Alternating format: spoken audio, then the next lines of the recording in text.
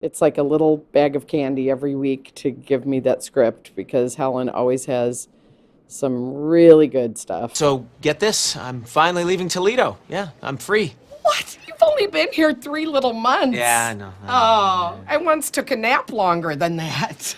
Of course, I had just slammed into the straight side of a water ski ramp. Uh-huh. This year, there's just I think Helen is not a final product. I think she's always growing and learning, and but she's still very much who she is. She does not have Jack's chair. I think she gave that up around that episode.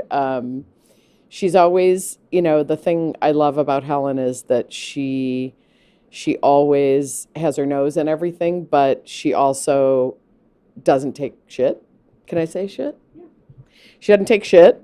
And there's some really a couple fun episodes with the students where you see that part of her that they love kind of in a parental way because she's very codependent and nurturing, especially to Durbin. And then, but if people push her, she pushes back. We also see that she hasn't been taking care of herself the last few years financially. There's an episode where you see not taking care of her. She's living in a lean-to. No, you just see that in terms of her pay and all those things that she's always looking to other people, and now maybe she's going to go into a new realm of self-care for a day and then be like, screw that. That's not fun. The Cash for Gold guy is on line 3. Did you already take my chair, Helen? Oh, I did. Oh, it's so comfortable. It's like my hind end is smiling from ear to ear. It was so weird. I was a bit panicked about it. They asked me about it a couple months ago, and I, at the time, was like, yeah, sure. And then after the holidays, or around the holidays when I was writing it, um, it really scared me because I realized that I have never really been, this is my first time I've been deeply embedded as a cast member in a show. I've always been one of those people that kind of comes in and does an episode of something. And so the last 2 years, these 2 seasons have been me as that character. But what was fun about it, I didn't realize until I sat down to write it, is my familiarity with the sort of musical, the song I kind of think of as people's voices, is how they interact, how you can nail a joke with the teachers, the ladies, how they talk to each other. They all have a little choreography to how they talk to each other, and the way Glenn's character has a very certain patter. And so it was really fun to start writing it, but like all writers, the first couple pages are terror, and then you're like, oh, this is fun. I very much appreciated, because I was very double dutying it with a lot of other things also writing wise. They gave me an outline, so that to me is always the biggest ass ache, is the outline, and the hardest thing and the most time consuming thing to get right. So they handed me already a really funny outline of a story, and I wish that would happen on all writing projects. Just hand me all of what it's supposed to be, and then I'll write it. SNL is just such immediate everything, and there's no looking back. There's just no, thinking about it, going, maybe we should have done. And I think in all things, including movies and TV that I've been working on the last few years, there's this sort of leisure panic to it. It's like leisurely, but there's also like, should we have done this, or do we have that covered? But it's slow. It's very slothy in terms of,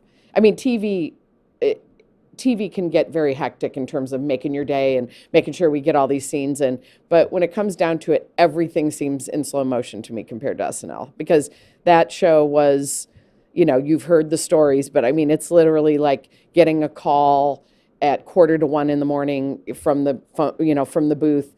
Paula, come down. We have to take 3 pages out of your sketch, and you're like on your knees with a cue card person, like cutting things and making sure a joke still lands, and it's just diarrhea town.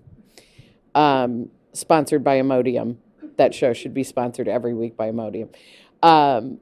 But with this, I think in terms of collaborating with everyone, it was really fun because this is familiars to me. These people are, the producers, Seth and Mike Shoemaker, are two of my very oldest friends.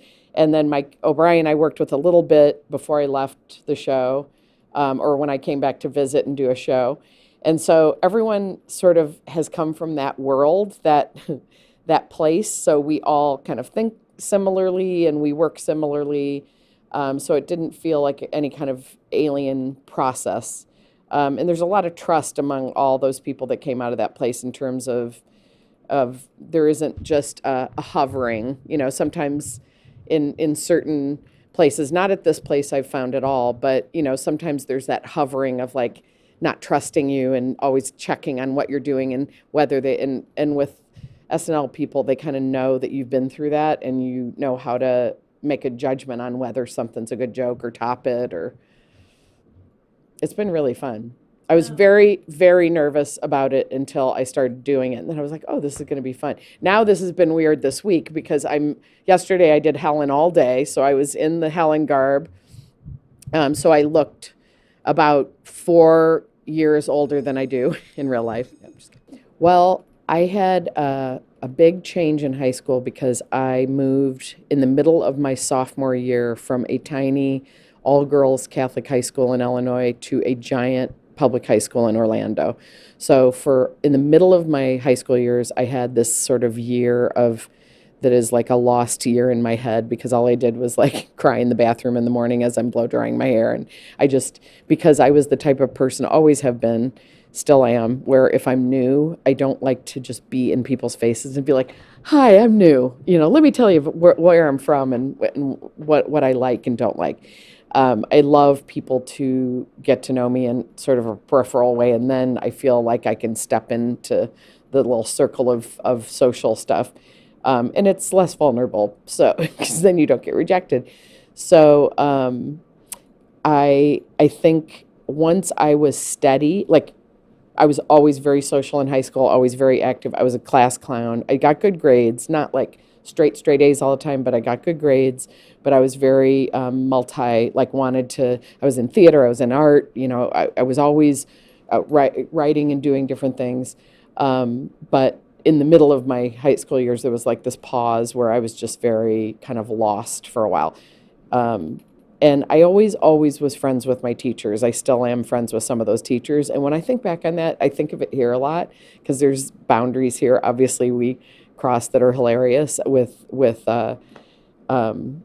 Jack's character with his students in there, and he's having them go do horrible things. Is that I used to have such close friendships with some of my teachers, and I think back on now, and I'm like, oh, they couldn't do that now. I mean, nothing inappropriate. We weren't dating, but I couldn't even get a date from a teacher. But no, it was just really like intimate in terms of just conversation and honesty and life and talking. I was like, a young person, but I always laugh about that here.